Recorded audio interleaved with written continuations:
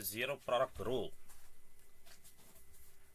It simply states A times B is equal to 0 if and only if A is equal to 0 or B is equal to 0. Sounds simple enough? Is simple enough. So let's just get through that. How do we apply it? Well, we can have a look at the first factor over here, which is A, and the second factor, which takes the place of B, and then we have the standard form over here, or one of the conditions for an equation being in standard form. That means it must equal 0.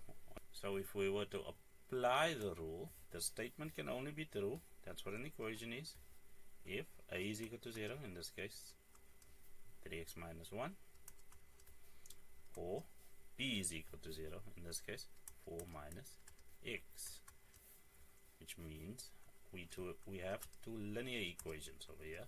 So we just added 1 to both sides, that zeroes out, and here we have 1. Now we just divide both sides by 3, and we have that x is equal to a third, or in this case we can also transpose the x, but what we do to the left we do to the right, and that is perfectly valid as a form.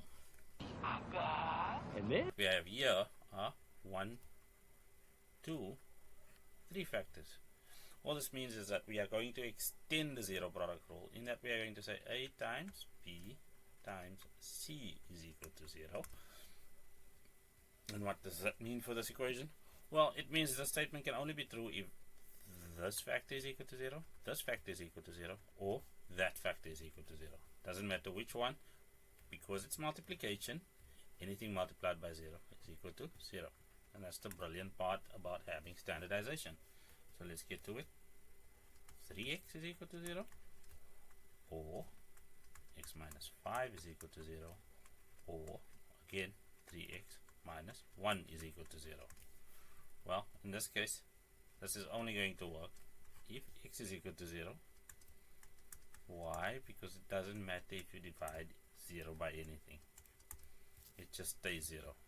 In this case, we'll just add 5 to both sides. Zeroes out on the left, and we're left with x being equal to 5 as another option.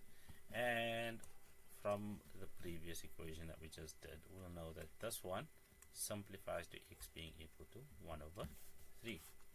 And that covers both equations on this slide.